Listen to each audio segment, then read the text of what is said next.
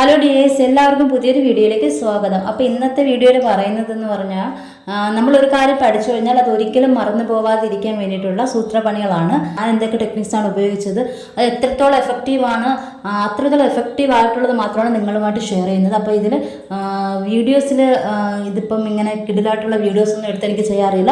ആദ്യമായിട്ട് ഒരു PSC ഇതിന് വരുന്നവരൊക്കെ അല്ലെങ്കിൽ തന്നെയും അല്ലാതെ റാങ്ക് ഫയൽ പഠിക്കുന്ന ഒരുപാട് ആൾക്കാരുണ്ട്. അപ്പോൾ ഇങ്ങനെ വരുന്നവർ ശരിക്കും ഒരു റാങ്ക് ഫയൽ ആദ്യം മൂലം പഠിച്ചു തുടങ്ങും. പഠിച്ച് കുറേയൊക്കെ ആകുമ്പോഴത്തേനും ഒരു കുറച്ച് പേജ് പഠിച്ചു കഴിയുമ്പോഴത്തേനും നമ്മൾ ആദ്യത്തെ എടുത്ത് നോക്കുമ്പോൾ എല്ലാം മറന്നു വരിക. അപ്പോൾ നമുക്ക് ആകപ്പാടെ ഒരു ഡിസപ്പോയിൻമെൻ്റ് ആണ്. കാരണം ഇത്രയും പഠിച്ചു വന്നിട്ട് ആദ്യത്തെ എല്ലാം മറന്നുപോയി, പഠിച്ചതെല്ലാം മറന്നു എന്നുള്ള ആ ഒരു അവസ്ഥ. അതുപോലെ നമ്മൾ എക്സാം അടുക്കാറാകുമ്പോഴത്തേനും എല്ലാം പഠിക്കും. എക്സാമിൻ്റെ അന്ന് നമ്മൾ നോക്കുമ്പോഴത്തേനും നമ്മൾ അന്ന് പഠിച്ചാൽ മറന്നുപോയി. അപ്പോൾ ഭയങ്കരമായിട്ട് ടെൻഷനാകും. അപ്പോൾ ഇതൊക്കെ സത്യം പറഞ്ഞാൽ റിവിഷൻ്റെ കുറവ് കൊണ്ട് തന്നെയാണെന്നേ പറയാൻ പറ്റുള്ളൂ. അപ്പോൾ റിവിഷൻ നമ്മൾ പഠിക്കുന്നതിനേക്കാളും കൂടുതൽ ഇമ്പോർട്ടൻസ് റിവിഷനാണ് കൊടുക്കേണ്ടതെന്ന് ഞാൻ പറയുള്ളൂ. നമ്മൾ ഒരു വട്ടമേ അത് വായിച്ചുള്ളൂ എങ്കിൽ തന്നെ നമ്മൾ റിവിഷൻ ചെയ്യുന്നത് പലവട്ടം ചെയ്യണമെന്നാണ് എനിക്ക് പറയാനുള്ളത്. അപ്പോൾ നമ്മൾ പഠിക്കാൻ വേണ്ടി ഒരുപാട് തവണ വായിക്കണം അങ്ങനെയൊന്നുമില്ല. അപ്പോൾ ശരിക്കും നമ്മൾ മനസ്സിലിരുത്തി ഒരു വട്ടം വായിച്ചതിന് ശേഷം പിന്നെ നമ്മൾ റിവിഷനാണ് ഇമ്പോർട്ടൻസ് കൊടുക്കേണ്ടത്. ഞാൻ അങ്ങനെയാണ് വിചാരിക്കുന്നത്. കാരണം എനിക്ക് പണ്ട് ഒരുപാട് അബദ്ധങ്ങൾ പറ്റിയിട്ടുണ്ട്. ഒരുപാട് വട്ടം ഇരുന്ന് പഠിക്കുന്നതിന് വേണ്ടിയിട്ട് ഒരുപാട് വട്ടം ഇരുന്ന് മനസ്സിലാക്കി വായിച്ച് ഇങ്ങനെ ഇരിക്കുമായിരുന്നു. ഒരു ടൈം വായിച്ചിരിക്കും, പിന്നെ അത് കളയും, പിന്നെ അടുത്ത ടോപ്പിക്ക് വായിക്കും, അങ്ങനെയായിരുന്നു. പക്ഷെ അത് ശരിക്കും തെറ്റായിട്ടുള്ളൊരു മെത്തേഡാണെന്നാണ് എനിക്ക് നിങ്ങളോട് പറയാനുള്ളത്. കാരണം നമുക്ക് ഒരു ടോപ്പിക്ക് എടുക്കുമ്പോൾ നമുക്കത് മനസ്സിലാക്കുന്നതിന് വേണ്ടിയിട്ട് നമ്മളത് മനസ്സിലാക്കി ഒരു വട്ടം വായിക്കുന്നു. അതിനുശേഷം നമ്മൾ ചെയ്യേണ്ടത് എല്ലാം റിവിഷൻ ടെക്നിക്സ് ആണ്. പിന്നെ അടുത്തതെന്ന് പറഞ്ഞാൽ നമ്മൾ പഠിച്ചതൊക്കെ എഴുതി നോക്കുക. ശരിക്കും നമ്മൾ ഒരു ടോപ്പിക്ക് നന്നായിട്ട് പഠിച്ചതിന് ശേഷം നമ്മൾ റിവൈസ് ചെയ്യുമ്പോൾ നമ്മൾ പറഞ്ഞു നോക്കാറുണ്ട്. സത്യം പറഞ്ഞാൽ പറഞ്ഞു നോക്കുന്നതിനേക്കാളും ഒരുപാട് എഫക്റ്റീവാണ് നമ്മളിത് എഴുതി നോക്കുന്നതെന്ന് പറയുന്നത്. അപ്പം നമ്മളൊരു ടോപ്പിക്ക് പഠിച്ചതിന് ശേഷം ഒരു പേപ്പർ എടുത്തിട്ട് നമ്മൾ എന്തൊക്കെയാണ് പഠിച്ചതെന്ന് നമ്മൾ സ്വയം എഴുതി നോക്കുമ്പോൾ നമ്മൾ മനസ്സിൽ ആലോചിക്കുന്നതിനോടൊപ്പം നമ്മളത് കാണുകയും കൂടെ ചെയ്യണം. അപ്പോൾ അത് വളരെ എഫക്റ്റീവാണ്. അപ്പോൾ നിങ്ങൾ അത് അങ്ങനെ ട്രൈ ചെയ്ത് നോക്കുക. പിന്നെ നിങ്ങൾ ഈ റിവിഷൻ ചെയ്യുമ്പോൾ നിങ്ങൾക്ക് ചില പോയിന്റ്സ് മിസ്സിങ് ആയിരിക്കും. അപ്പോൾ നമുക്ക് മിസ്സായി പോകുന്ന പോയിന്റ്സ് ഒക്കെ നമ്മൾ ഒരു ഷീറ്റ് പേപ്പർ എടുത്തിട്ട് അതിനകത്ത് എഴുതി വെക്കുക. പോയിന്റായിട്ട് എഴുതി വെക്കുക. നമുക്ക് എന്തൊക്കെയാണ് മിസ്സായി പോകുന്നത്. അപ്പോൾ അതിന് നമ്മൾ കൂടുതൽ കോൺസെൻട്രേറ്റ് ചെയ്യാൻ വേണ്ടിയിട്ട് നമ്മൾ ആ പോയിന്റ്സ് എല്ലാം ഒരു ഷീറ്റിൽ എഴുതിയിട്ട് അത് നമ്മൾ നിരന്തരം വായിക്കുക. അപ്പോൾ അത് നിരന്തരം വായിക്കുമ്പോൾ അതിന് കൂടുതൽ ഇമ്പോർട്ടൻസ് കൊടുക്കുക. അപ്പോൾ അത് നിരന്തരം വായിക്കുമ്പോൾ അത് തീർച്ചയായിട്ടും നമ്മുടെ മനസ്സിൽ തന്നെ തങ്ങി നിൽക്കും.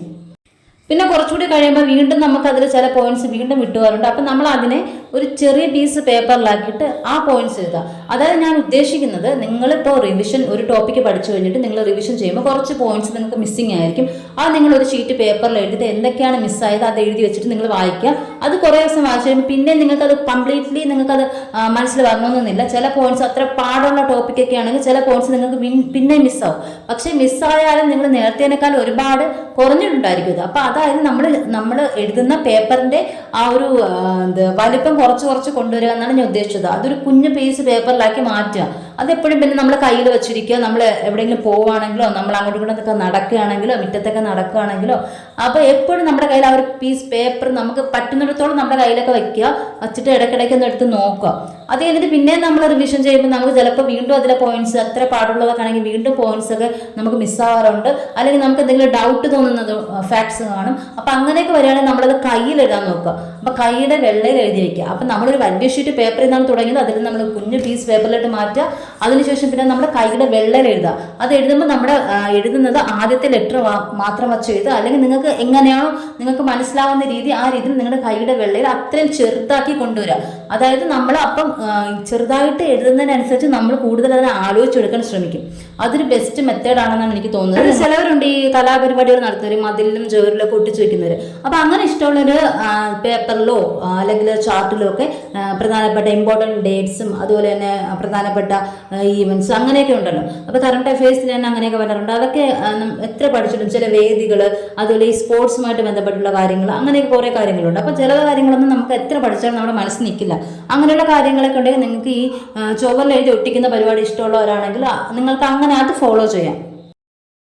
പിന്നെ അടുത്തൊരു പോയിന്റ് എന്ന് പറയുന്നത്, നിങ്ങൾ എന്നും പഠിച്ചതിന് ശേഷം ഇന്ന് രാത്രി കിടക്കാൻ നേരത്തെ അന്ന് എന്തൊക്കെയാണോ പഠിച്ചത് അതെല്ലാം നിങ്ങൾ ജസ്റ്റ് ഒന്ന് കണ്ണടച്ചൊന്ന് ഓർത്തെടുക്കാൻ ശ്രമിക്കുക. അതായത് റീകളക്ട് ചെയ്യാന്ന് പറയും. അപ്പം നിങ്ങൾ ഇന്ന് എന്തൊക്കെയാണ് പഠിച്ചത് അതെല്ലാം ഒന്ന് റീകളക്ട് ചെയ്യാൻ നോക്കുക.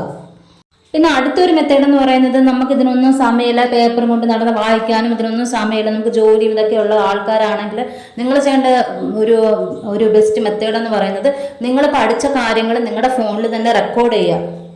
നെക്സ്റ്റ് ഒരു മെത്തേഡ് എന്ന് പറഞ്ഞു കഴിഞ്ഞാൽ നമ്മൾ തന്നെ ക്ലാസ് എടുക്കുക. അതായത് നമ്മൾ പഠിച്ച കാര്യം മറ്റുള്ളവരെ പഠിപ്പിക്കുക. അതിപ്പോൾ ഫ്രണ്ടിൽ പഠിപ്പിക്കാൻ നമുക്ക് പഠിപ്പിക്കാൻ ആരും ഇല്ലെങ്കിൽ വല്ല പൂവിനെയോ പുല്ലിനെയോ ചുമരിനെയോ ആരെങ്കിലുമൊക്കെ പഠിപ്പിച്ചാൽ മതി. അപ്പോൾ കൂടുതൽ നമ്മൾ പഠിച്ച കാര്യങ്ങൾ മറ്റുള്ളവരെ പഠിപ്പിക്കാൻ ശ്രമിക്കുമ്പോൾ നമ്മൾ കൂടുതൽ ഓർത്തെടുക്കാൻ ശ്രമിക്കും. അത് 10 റിവിഷൻ ടെക്നിക്സ് ആണ് ഞാൻ ഇവിടെ പറഞ്ഞത്. അപ്പം ഞാൻ ഒന്നുകൂടി അത് പറയാം. ഫസ്റ്റ് വൺ, നമ്മളൊരു കാര്യം പഠിച്ചു കഴിഞ്ഞാൽ 2 days കഴിയുമ്പോൾ അത് റിവിഷൻ ചെയ്യുക. രണ്ടാമത് നമ്മൾ പറഞ്ഞത് പഠിച്ചത് എന്താണോ എഴുതി നോക്കുക. പറഞ്ഞു നോക്കുന്നതിനേക്കാൾ ബെറ്റർ ആണ് എഴുതി നോക്കുന്നത്. അതുകൊണ്ട് നമ്മൾ പറഞ്ഞു മിസ്സിംഗ് പോയിന്റ്സ് എല്ലാം ഒരു ഷീറ്റ് പേപ്പറിൽ എഴുതുക. അതുകൊണ്ട് പറഞ്ഞു ഈ പേപ്പറിൽ എഴുതുന്നത് മറന്നു പോകുന്നേരം ഒരു ചെറിയ തുണ്ട് പേപ്പറിലാക്കി എഴുതി വെക്കുക. അതുകൊണ്ട് പറഞ്ഞു നമ്മൾ അതിന് ആ ചെറിയ തുണ്ട് പേപ്പറിൽ എഴുതിയാലും നമ്മൾ പിന്നെ അതിലും പോയിന്റ്സ് കുറച്ച് നമ്മുടെ കയ്യിലെ നമ്മുടെ കയ്യിൽ എഴുതി വെക്കുക. പിന്നെ നമ്മൾ ചുമരിൽ എഴുതി ഒട്ടിച്ച് എപ്പോഴും നമ്മൾ കാണുന്ന സ്ഥലത്ത് എഴുതി ഒട്ടിച്ച് വെക്കുക. പിന്നെ കിടക്കാൻ നേരത്ത് നമ്മൾ പഠിച്ചതൊക്കെ ഒന്ന് റീകളക്ട് ചെയ്യുക. പിന്നെ നമ്മൾ പഠിച്ച കാര്യം നമ്മൾ തന്നെ റെക്കോർഡ് ചെയ്തിട്ട് അത് തന്നെ കേട്ടുകൊണ്ടിരിക്കുക.